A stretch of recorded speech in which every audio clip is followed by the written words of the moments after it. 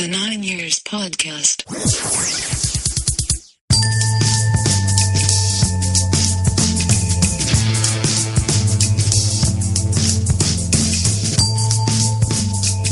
All right, everybody, you're listening to the 9 Years Podcast with Nick Draper and Stuart Deakins. Today is Thursday, the 1st of October, and can you believe, Stu, that this is our 10th edition of the podcast, which means we have been recording these for about 2.5 months now, which is really kind of scary if you think about it. Yeah, it is a little bit, Nick, isn't it? Do you know what I mean? We're getting to be like the old hands at this now, aren't we? Do you know what I mean? We're experienced, is that the word for it now? Yeah, well, I'll definitely say experienced. Yeah, I think you know what I mean? We're like, veterans of the podcast game. And our viewing figures, as if people view the podcast, our listening figures suggest that, you know, we've got that sort of trust that people have in us now, that they're going to get a good show, no matter what rubbish we actually do talk or how many times you almost die live on air, which is good. Well, the good thing about experience, it means that you experience the thing that we can talk a lot of rubbish. That makes it sound like we're professional at talking rubbish, doesn't it? I like that. Professional at talking rubbish. That should be the strapline of the show. But that's what we're going to go for from next week. But anyway, thank you very much for listening to the show today. We are available on iTunes and YouTube, and you can also download the show as an MP3 directly from 9yrs.podomatic.com. And we do ask you to spread the word. Our listener numbers are strong, but we can always do with a few more. So next time you're at a game, maybe just tap the man on next to his shoulder and let him know about the show. Stu and I are today going to have a little chat amongst ourselves. Obviously we're recording so you can listen in, about the most important moments in AFC Wimbledon history since 2002. But before we do that, we'll do our usual, which is look back over the week's events. And that starts with Luton last week. And Stu, can you just enlighten the listeners as to what you did on Saturday afternoon whilst I was enjoying an away day in Luton? Well, the good thing that I did was I enjoyed the Periscope coverage that you two guys provided on Saturday. Very good.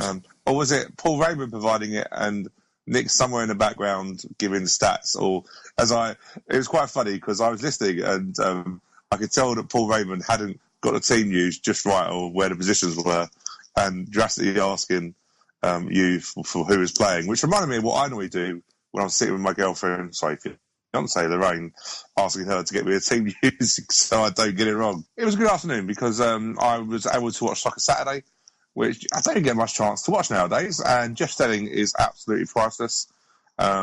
Just great entertainment. Hartlepool also won this weekend and he scored 2 goals, so he got a great chance. But I think Sports Saturday is one of the best bits of TV, and it's been going on for years.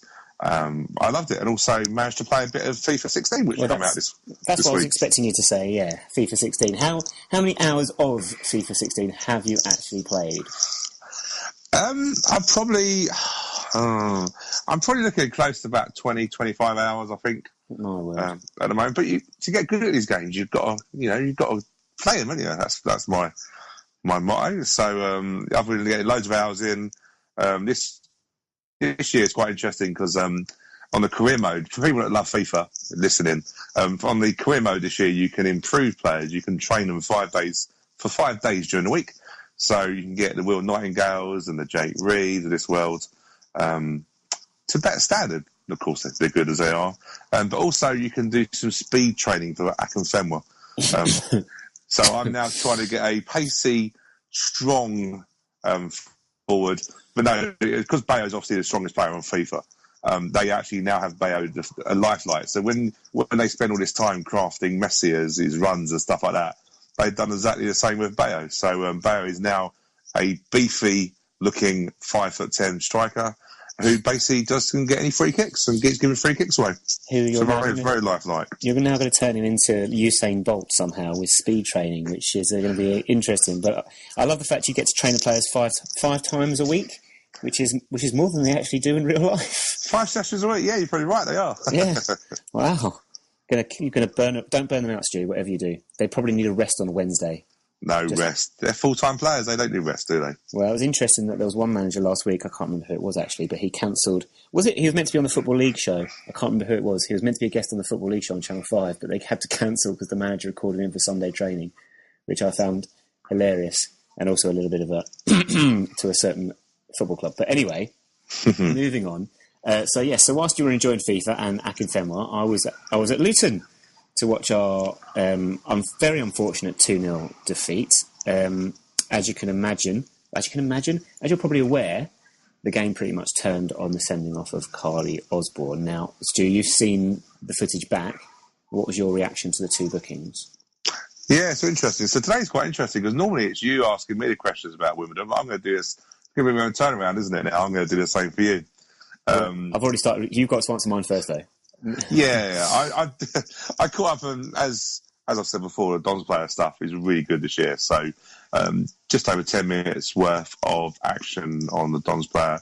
The first booking, yeah, it's a booking. I don't think you can argue with it. The second booking, I think obviously I've got the benefit of looking at the TV replay, but it looks like to me Osborne gets caught in a little bit of a rubbish position, really. Mm-hmm. Tries to back out the tackle, and the player knocks it past him. I think the player expects Osborne to stick a leg out. I don't think Osborne does. But I think the speed of it makes it look bad, and the referee seems to have his yellow card and red card already out in his hand, which is quite interesting. It looked like he was very eager to send Osborne off, but I just don't understand why you're booking. If you're booking a player twice in 5 minutes, they've got to be quite bad fouls, especially the second one. You've got to use some common sense, you know. But the red card. How in terms of how well we're playing, because the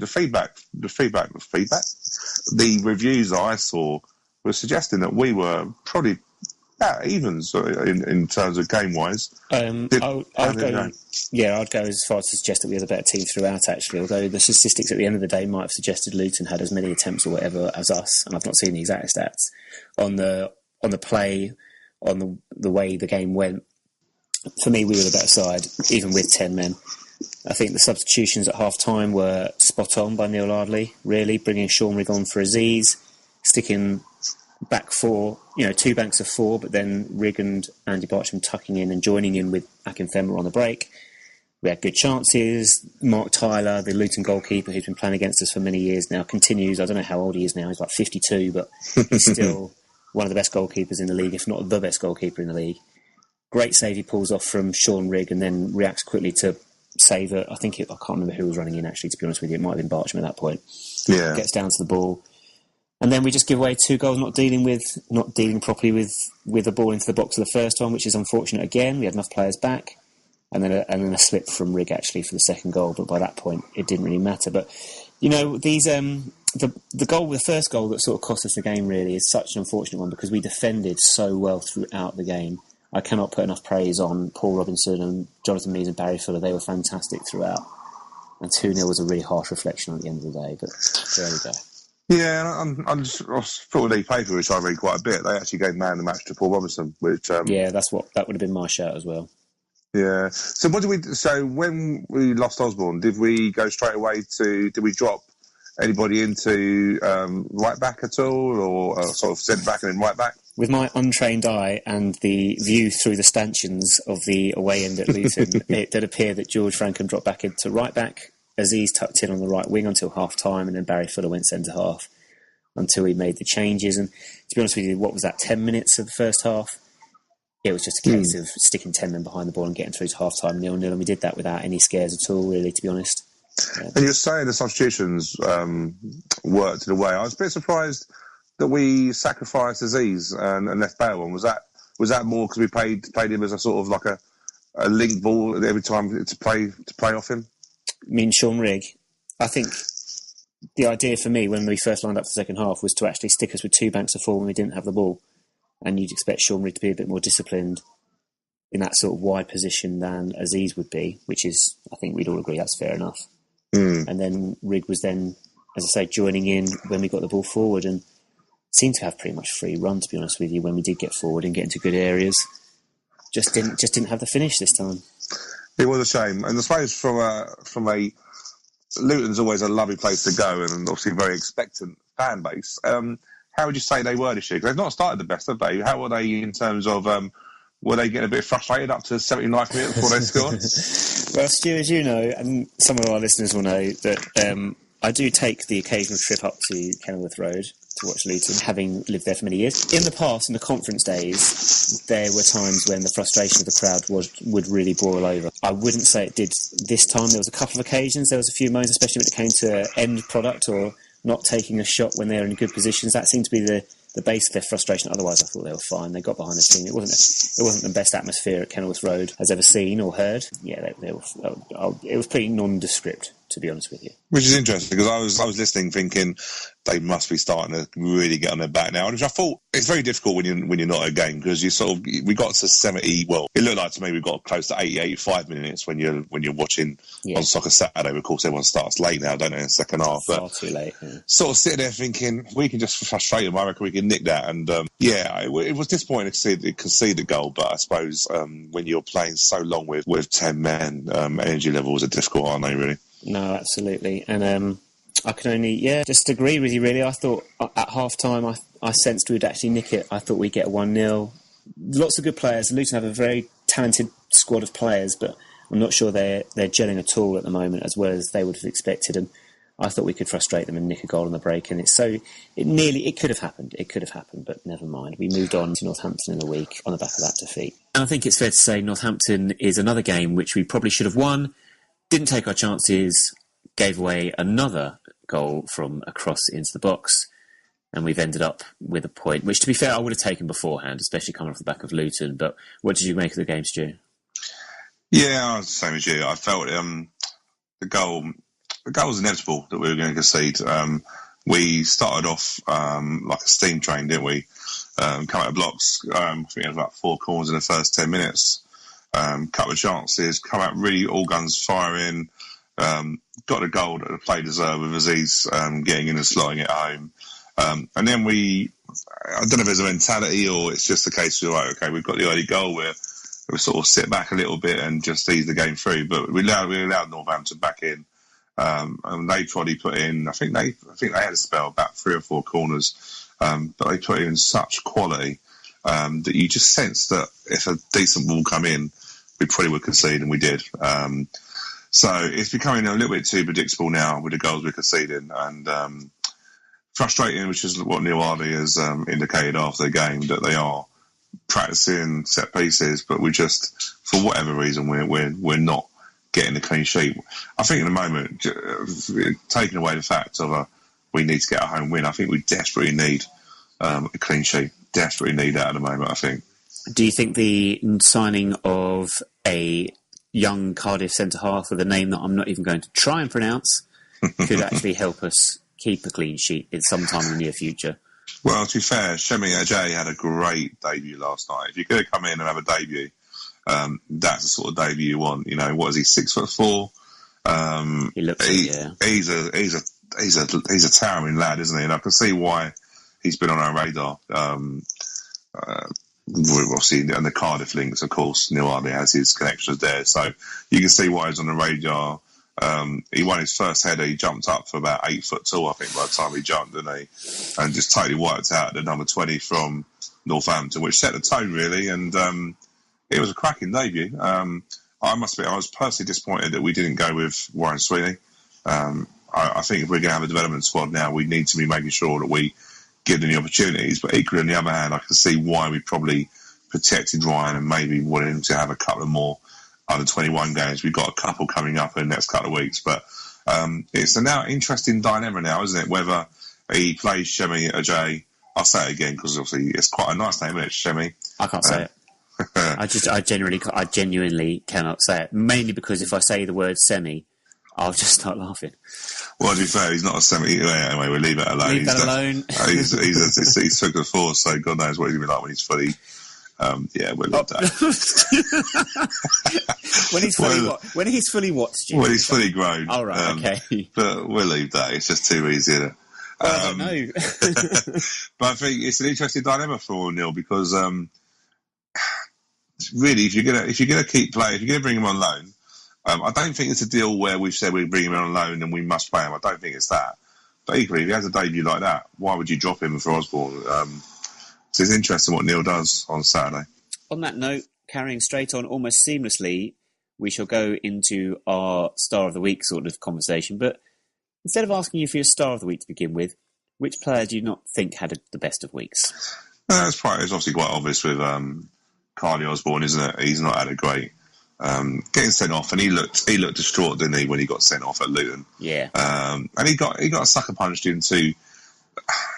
You can all. I heard a few comments at a game last night. People going, "Oh, he's stupid." But 5 minutes after a booking, he's gone in and put himself in a situation. He's a defender. He got to defend, but he got himself sucking into a position where he didn't really want to be, and with a player who was going to go over with minor touches. So you sort of think, "Do you know what? Stay away from trouble. Don't put us in trouble." And the feet wasn't down to him, but. He hasn't given himself much of a chance, has he? So, yeah, Carly Osborne. I don't think it's an obvious one, but yeah, it's obvious. With the week he's had, he's probably not had the greatest of weeks. Star of the week? Star of the week's difficult. I think, realistically, Jake Reeves, I probably would give it to Jake. I heard some of the people saying that his performance was outstanding against Luton. Mm-hmm. He was different class at the Yeovil also. And last night, he's now starting to dictate games. He now looks like he wants the ball. He's always wanted the ball, to be fair, but he now looks like he thinks he can dictate a game from midfield. And I really think we're going to get a lot of good stuff from Jake. So he's obviously not been one that you go, oh, well, he's not scored a goals. I don't think you can measure performances on goals all the time. I think he's now looking like probably one of our outstanding players, and one that I actually expect an 8 out of 10 performance most weeks for him. So with this show falling in between Saturday fixtures away at Luton and at home to Barnet, and I'll explain the significance of those shortly, we thought it'd be a good opportunity to discuss what we thought was the most important moment in AFC Wimbledon history since our reformation in the Combined Counties League in 2002. Now, of course, we invite you to have your say on this one and your thoughts. Tweet us at 9YRS Podcast on Twitter, or comment on our Facebook page, facebook.com/9YRS Podcast. But I mentioned the Luton and Barnet game. Luton, obviously, would be one opponent of whom we probably celebrated our most famous moment since Reformation in 2002, when we earned our Football League place back with a conference playoff final victory at the City of Manchester Stadium. Barnet is an interesting one because some of you might remember that our famous last day escape against Fleetwood Town in 2013, came at the expense of Barnet, who were actually relegated that season instead of us. So we actually maintained our Football League status at their expense. Now, they've since got themselves back up into the Football League. I'm not sure if we'd have returned quite as quickly. Now, Stu, if I was to ask you, maybe to start with those two, which of those two would you say is the most important, or is that a bit of a redundant question? In terms of Luton and Barnet? Yeah. I think Luton, obviously. Luton was the game really that we had to get promotion that year. I think for all the good things that we've got come off the back of it, we now have a shot at getting back to the New Power Lane, more than a shot, obviously a great chance. But I think one of the things that's missed big time, and I think we see a lot now, is the fact that actually by getting into the Football League, we got the funding for our under-21s, for our development team, and we're now starting to see it on the back of that now. So what are we now? We're about full season now, and it's in full season in League 2. This must be our fifth season, I think. Sorry, fifth season. So we've had four worth of year funding into under-21s. We've hit the category C as well, which we can now participate and be in the development league. I think there's so many things that went on the back of that Luton win, and I suppose you try not to look too far back, but you just wonder now what would have happened if we hadn't hit that run, and maybe if Seb had dived a bit too far over to the right, or Daddy had missed the penalty. So many ifs and buts, but the Luton day was so instrumental in what we have now, and I think sometimes 5 seasons in, you can sometimes take for granted a League 2 place. Yeah. But if you think back to what happened that day, you can't take things for granted. But I think we do. Naturally, you do. But we're close now to moving back to Plough Lane now. So Luton, I think, was just massive for us. You're saying that we are sort of 5 seasons into being a Football League team. We've spent more seasons in League 2 than any other league since reforming in 2002, which actually doesn't seem quite right for some reason, but that is true. You're quite right. It brings us to obviously with the funding for youth developments, things like that, but then you touch on the staging as well now, which is, if that comes off, if that comes through, that do you think that would eclipse winning the Football League place back? Which one do you put more priority on, playing in Merton or playing in the Football League? Well, I don't think you can do one without the other. Realistically, it's been well said that we need our League Two place to really have any chance of getting back to Player Lane. So I think they go with each other. I think you need the League Two place. I think a conference club, would a conference club be able to fill a 11,000 seat stadium? Luton. Of course, Luton. But look at what tragedy happened to Luton. We spoke about Luton before, but to have a double relegation and a 30-point deduction was just ridiculous. And they had the fan base before it, didn't they? So they sort of went through it.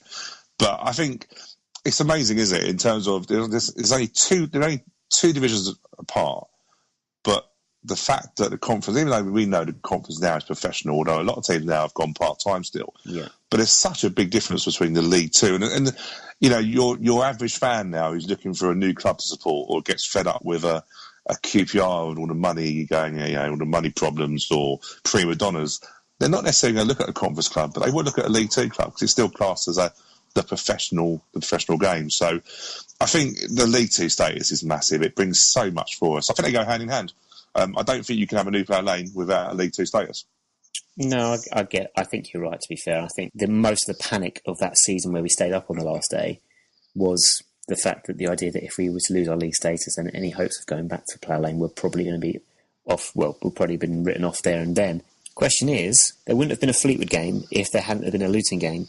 There wouldn't have been a Luton game had there not been a Staines game. Now, I look back at that Staines game now, and for me personally, I do think that was the game that, in our history, more than any other game, had we lost, I don't know, that worries me most of all, actually, because we'd be heading into a fourth season. This was I should say for anyone who doesn't know, this was the Ryman Premier playoff final, that we were into the Ryman Premier playoffs for the third season in a row. We'd failed at the semi-final stage the previous 2 seasons, and we were staring at a fourth season in the Ryman, 4 years in the Ryman. It makes me sad just to even think of it. It's depressing times. But if Mark DeBoller hadn't stepped up and curled that free kick in, or even before that, wasn't it Nick McDonald's challenge on the goalkeeper, and then and Louis Cumbers, if I remember correctly, was back in there, wasn't it? Yeah.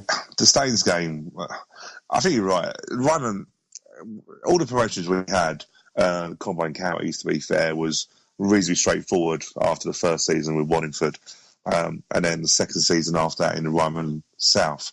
But I think the Ryman Premier, it's cutthroat. It's so cutthroat. We had teams that are spending over their budget, and we look now and say teams are spending over their budget. We look now like the Lutons and the Cambridges and the Plymouths, but nothing. In the non-league days, we had teams spending ridiculous amounts of money. And even to the extent, we used to get used to the fact that these teams would spend a lot of money based on the fact that they would have a good cup run. Yeah. And then get to January and then slash their squad. So sometimes if your fixtures didn't work out right and you played these teams early on, you can get slaughtered by them. And then later in the season, they'd be struggling to put 11 players on the pitch. And that was what the Ryman Prem was like, wasn't it? There was a lot of big spenders. The Staines game, Staines, from memory, were on a decent run, weren't they, as well? I think they were in better form going into it than we were. They had a lot of games, didn't they? They had a lot of games. Terry Brown's on record to say that it was or bust, really, wasn't it? It was for those. I think we can. It's not a swear, is it? We can get away with that, can't we? For all your kids listening, it was poo or bust. No, poo or bust, yeah. But yeah, one thing I remember about the Staines game was how hot it was. We were on the far side terracing. We had to be fair, we had the whole ground, didn't we? We did, yeah. That day. But I just remember it feeling like a sauna on the terracing. And as the game was going on, we just needed a break. We weren't really getting a break. We probably were, as fans, we were tarnished by the fact that we had the Bromley game before that, which was just demoralising with the Wes Daly sending off that just killed our season, effectively, unfortunately for it. But I think we were all tarnished with that. And I think there was a bit of an apprehension in the game, wasn't there, and in the ground. And I think once we got the equaliser, there was only one team who was going to win it. But it was again, if we're talking about Fleetwood, about being shattered, I don't think I celebrated properly after the game because I was just absolutely shattered from the emotion. During the game, absolutely. I don't think I can remember a celebration like it other than Villa in the Premier League relegation battle days, or the West Brom game a couple of seasons later, which I'm sure the next time my brother is on, we will definitely be talking about, because that's another story, Chris. But no, I know what you like. At the end of the game, I remember getting onto the pitch, but yeah, the energy was just sucked out of me. I was spent emotionally, like you say. It was. And wasn't that the days of the celebration up at the Dog and Fox? Was that year, wasn't it? Do you know what? No, I don't think it was, I think we went back to Kings Meadow, I think, after that. Dog and Fox, I think, was the Hampton and Richmond Conference South. Of course it was. Yeah. That was a great evening, yeah. I remember a beer glass going round. I saw the digest. I remember a beer glass going round and saying that the players are going to be here soon. Yeah. Let's get a whip. I think even Paul Raymond, our good friend Paul Raymond, was doing the whip. And that, I think in the end, the beer glass was full to the top with like pound coins. And I just remember it being great. The thing I loved about it was the fact that we had a celebration in Wimbledon. It was a posh end, which is even better, at the village. But I remember that night was a great night of celebrations. But Staines, I just remember being shattered. It was like, okay, we've now got 3 in a row in Prem, and let's kick on with the Conference South. So those two events, though, the thing that links them, the things that link Hampton and Staines and Luton are the manager, Terry Brown. Was his appointment the most important moment in AFC Wimbledon history? Yeah, it was massive. Terry will always go down as a legend as a Wimbledon manager. A cracking individual. Terry just loved everything about Wimbledon. He got it from the day he joined. Yeah, I think once you get it, you then know what that battle is. Now he talks about as we, as us, rather than Wimbledon. He still looks out for our results. But when obviously we were looking for a new manager, you and I, we knew a bit about non-league, but I think we can openly say we researched a lot about non-league. And the more you research about non-league, everything that had happened recently or people that had done stuff, Terry Brown was involved in with Aldershot. So when he had a break from Aldershot, unfortunately his wife wasn't well, he was looking to get back into the game, and it was just seemed a natural fit. Yeah. Him and Stuart Cash, and I think Stuart Cash done a great job behind there to. They two worked very well. I was fortunate enough to meet them a number of times on some pre-season games. They generally worked very well. Terry sometimes was a bit a nutcase, very energetic, but Stuart Cash was very calm, and I imagine the calmness behind it all. But yeah, Terry was. I think what he done was magical, and he built teams. We talk about Sir Alex Ferguson building teams and regenerating teams. Terry did that season after season when he got promoted, didn't he? He did. And I've got, dropping Alex Ferguson's name in there, I've got a great question to ask you. But before I do, I will just say, one, yes, Terry Brown, when he came, it did just seem like it was meant to be. It just did see the timing and everything. It was a natural fit for us. But my next question is then, and this might be, tell me if this is harsh, but talking about hiring great managers, and Dave Anderson was a great manager for us at the time he was with the club. Okay, he did a great job for us, and every manager progressed us just that little bit. Was the should I say firing of Terry Eames just as important? Probably. I think back then, just as much as we said we researched non-league and we grew to understand non-league when we started. Let's be fair, when Chris Stewart and Mark Jones and Trevor Williams, that all started this ball rolling, we didn't know what managers were out there. And I think what we looked at the time was just connection. And Terry Eames was connection, wasn't it? He was an ex-Wimbledon man, and that's what we wanted. In hindsight, would we have recruited him as manager? Maybe not. But yeah, I think him leaving the club, shall we say, was probably instrumental. One thing we've always done in Wimbledon history since we've obviously restarted again was we've done very well recruitment in managers. Dave Anderson, as you mentioned back then, Dave was brilliant, wasn't he? That Northern Irish accent? It is Northern Irish accent, isn't it? He was a Rangers man, so it's Northern Irish. Yeah, I don't want to get on the wrong side of the Irish, do you know what I mean? But he had that booming voice, didn't he? Do you know what I mean? Like the moment he come in, you could hear him just hollering from the touchline. But he brought professionalism in, didn't he?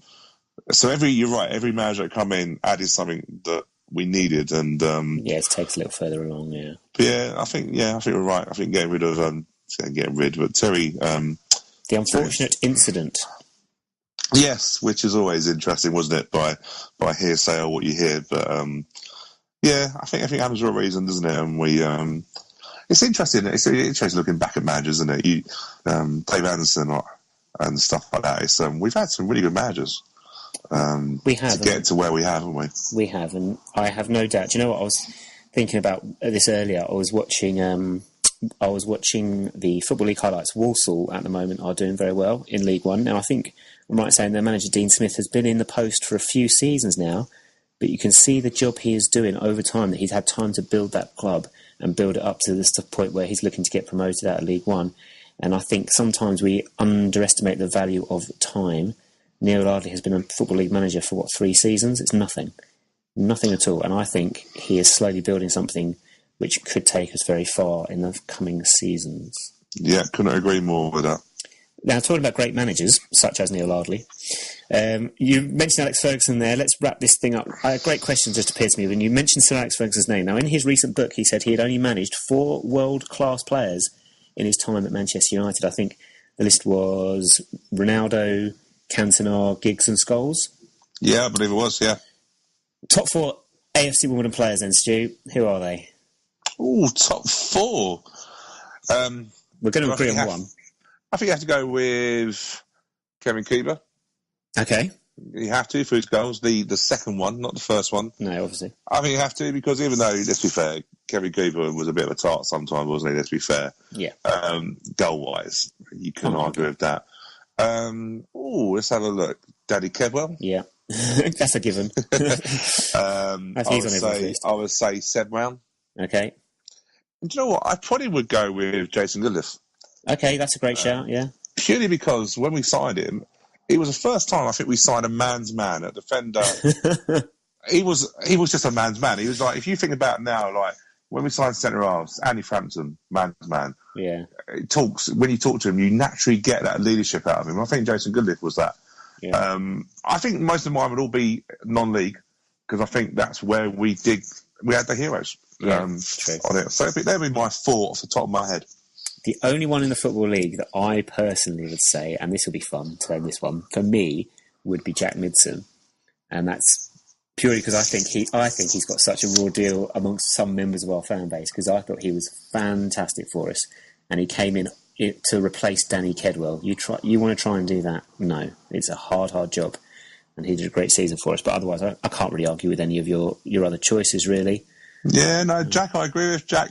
I think the way Jack left, that's always a sometime. And the way players leave sometimes can be a bit of an Achilles heel. You know, Kedwell, let's be fair, couldn't probably left in better terms, even though when he left, we didn't want him to. No, true. But he left after the memory of the city of Manchester, didn't he? So, no, I like Jack. I still look out for him now playing at Eastleigh, which I just still think is criminal, him playing at that level, personally. Yeah, but I wouldn't be surprised if Eastleigh were to be in the Football League next season. I know it might be a bold suggestion, but tough league, that league. It is a tough league. Other name I might chuck in there, Matt Everard, possibly. Matt Everard, the best recruitment ever. Yeah. You've got to love those guest books. Never happen again, I don't think. I don't think it would happen again.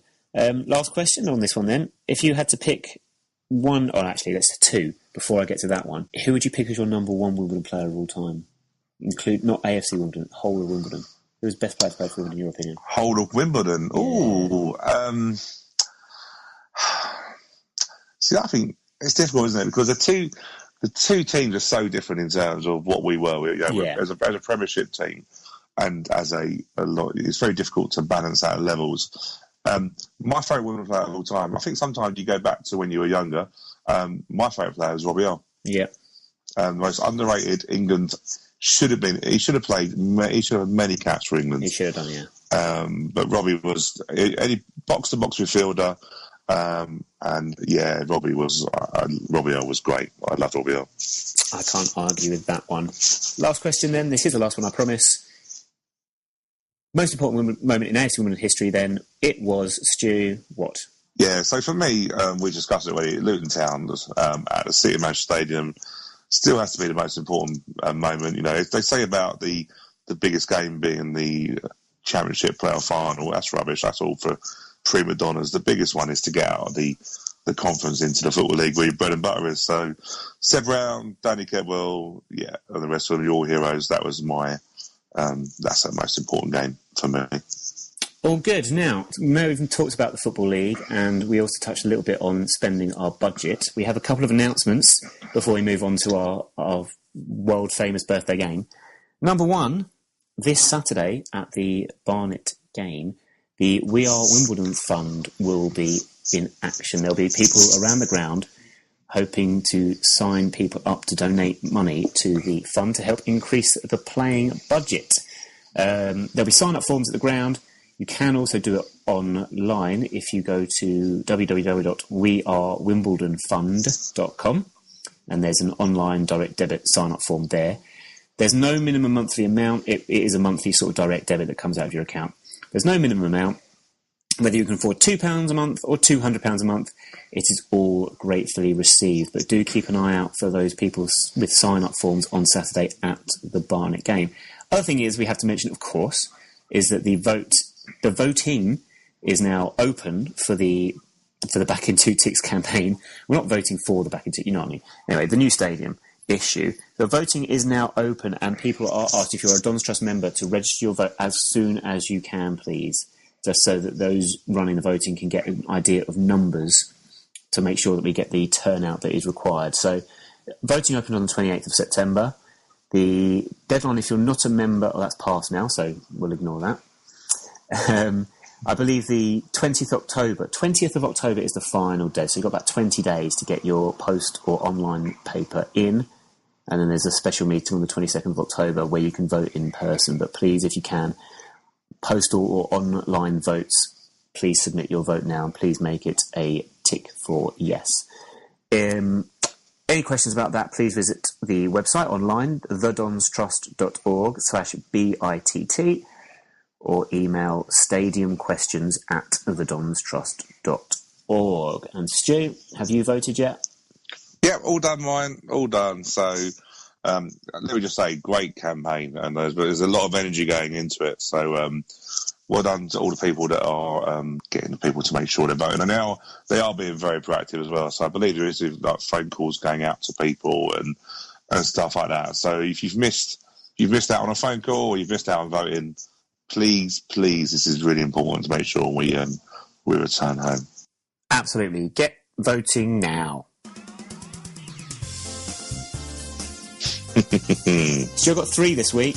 I thought we'd keep it quick this week, okay? But they're 3 people I think you'll find some amusement or entertainment with, or you might even have a chance of getting these correct today.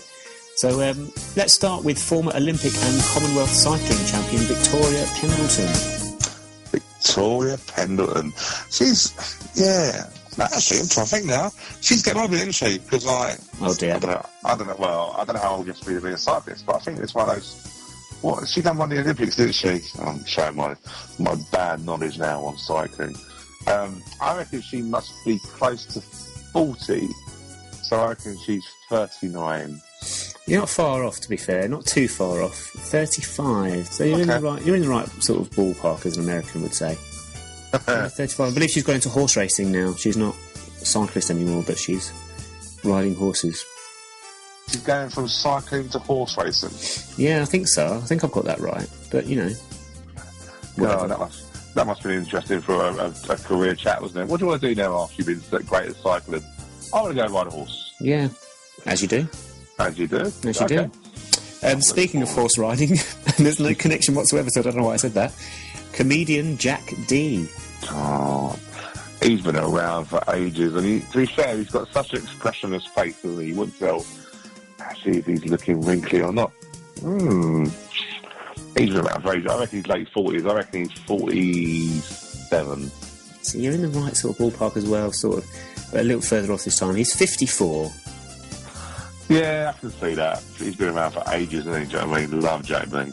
Yeah, he does make me laugh, Jack D, to be fair. And before we do the final birthday game, can I just make sure you're all right? You sound like you've gone into a little bit of a swimming underwater or something. Underwater? Yeah. Can you hear me all right now? Yeah, you sound all right. Just for if any listeners are wondering, Stu's all right. He's not, having another near-death experience like last week. Just, strange. Yeah, I'm not coughing anywhere near. I listen. As always, I always listen back to make sure I sound as good as I think I do. I'm joking. I always listen. I will say this actually, just to go take off topic. I now listen to our podcast when I go to the gym now because it means that time flies by because I enjoy listening to us so much. Yeah, and I must admit, I listen to it whilst I'm teaching because it makes the whole experience go a lot quicker. See, we always listen back to our podcast to make sure that we're giving entertainment and the rubbish and talking the rubbish that we are known for. We do. We are giving the listeners good value for money, and that money is zero because that's how much it costs to listen to us, and also how much it costs for us to produce this thing, which is why it sounds so rubbish. Right, finally then, let's see if you can get this. See if we can get one of these bang on. Mirror Reader, as these are from the Daily Mirror newspaper. Cyril Cooper from Hayling Island in Hampshire. Cyril's got to be old, isn't he? Because Hayling, where is he from? Hayling Island. Hayling Island, yeah. That must be a retirement place, mustn't it? They have some bad weather. I reckon he's probably got a special birthday, maybe. Joe, let's push the bow out now. I reckon he's celebrating his 100th birthday. Oh, do you know what? You're in the right ballpark again, but just a few years off once again. Story of your week this week on the birthday game. He's 93. Oh, but still, that's amazing, mate. 93. Can you imagine what football he's seen in his lifetime, eh? 93 years old. In Hayling Island? Well, yeah. Not a lot to be doing. Probably can't get a satellite signal or anything like that, but hey. Doubt it, no. Happy birthday, Cyril. Happy birthday, Cyril. Looking ahead to Saturday then, Stuart, what are you expecting from the Barnet game? Yeah, I think it should be an interesting game. I always think Barnet are one of those teams. They obviously come up last year, didn't they? So they're used to winning. I thought they started better than what they had, but they've only got 8 teams looking below us. But I think Barnet are a team capable of causing a little bit of a panic or getting a result. But if we can put the same level of performance in from Tuesday night, that level of performance and now our real attitude now of not wanting to get beat, I really think we can get a result and set us up for our trip to Oxford and hopefully getting something there as well because we're due a win at Oxford also, aren't we? Yeah, Oxford have started the season better than I anticipated, and they are playing away on Saturday to Accrington Stanley, who I think have started the season better than anybody has anticipated. Yeah. What do you think of that game? Well, Accrington are blowing the old adage about budgets and stuff, aren't they? Because I think Accrington probably Accrington's budget can't be much more than bottom 4. But I actually saw, Stu, that their budget is £4.62 a week. Do they play? Is that expenses at a local bus trip? Was it from there where they live? Yeah, pretty much. But no, they're doing well, aren't they? It's quite interesting. They got Dean Wendas's son playing for them, and you can imagine. Well, I've not seen him play, to be fair, but you can imagine if his dad's anything to go by, he's probably a hard worker and probably a pain in the proverbials, isn't he? So he's obviously providing him with a lot of goals, there's 6 already. So I fancy Accrington to beat Oxford. I just think it's a place that you don't really want to go, and Accrington look like they're capable of winning. And as fate would have it, we're due up there in about 3 or 4 weeks, aren't we? So we've got this little bit of a run of games in October where the end of September as well. Northampton not beaten, Barnet not beaten, Oxford not beaten them, Accrington always lose away at Accrington. So one of these runs has surely got to come to an end. Well, I'm always a believer that these runs or these stats or not beating this team, they're there to be broken, aren't they? Do you know what I mean? So we're eventually going to turn over that stat. So let's do it on Saturday. Let's do it the Saturday after. And to be fair, I'm not being going to be too brave at Accrington. I'll settle for a draw there or just not a defeat. We just come away with nothing from now away. Absolutely nothing. So can we put on record then, you fancy us to beat Barnet on Saturday? Score prediction? Yeah, I do. Do you know what? I think if we keep creating the chances we are, we're going to score a few goals. I'm going to hope it happens on Saturday and go for a... Do you know what? I'm going to be totally out of the box and go for a 3-0 win. Yeah, do you know what? I'm actually going to agree with you, and I know people say that we do this a lot, but we are due a clean sheet. It's going to happen on Saturday, and we're due a game where we actually take our chances. It's going to happen on Saturday, and I'm going to go 4-0. Yeah, why not, Joe? I mean, we're going to, the amount of chances we're creating, we're going to batter somebody eventually. And local derby, yeah, let's get our season rocking and rolling and start moving up the table. I'm going to revise my prediction. 7-0. I'm going for it. Okay, yeah. Maybe not that many. Yeah, I'm also very, very tired, Stu. Just a little tip for anyone that wants to go into teaching: don't do it. You don't have a life. But anyway, we do it every 4 weeks when you have another couple of weeks off, do you? Oh, if only it was every 4 weeks. I'd be off now. Oh, mate. Do you know what? I'm so tired. I'm so tired. It's amazing I'm actually talking coherently. But luckily, I haven't said anything ridiculous like making a prediction we'd beat Barnet 7-0. No, just be silly. Yeah, that'll be on record. Yeah. Gary will be back next week to talk about our predictions and our bets and update us on where we are in the standings. But for today, I think that actually wraps up the show. Before we go, I'd like to just point you in the direction of next week's show. I know it's a full 7 days away, but we will be speaking next week. We'll be having our first 9 Years podcast roundtable discussion with Trevor Williams and Robin Bedford, who some of you might know. They work for AFC Wimbledon and have played a pretty important role in the club to date. So we're very much looking forward to that. So please do spread the word ahead of next week's show, and also continue to spread the word about this week's show. And we'll try and increase our listeners week on week. For now, thank you very much, Stu. Thank you, no problem at all. And thank you very much for listening. Remember to like us on Facebook, facebook.com/9YRS podcast. Tweet us at 9YRS podcast. And join us next week when not only will we be joined by Robin Bedford and Trevor Williams, we will once again be joined by Jose Mourinho, because every week it just gets funnier and funnier. We'll see you then.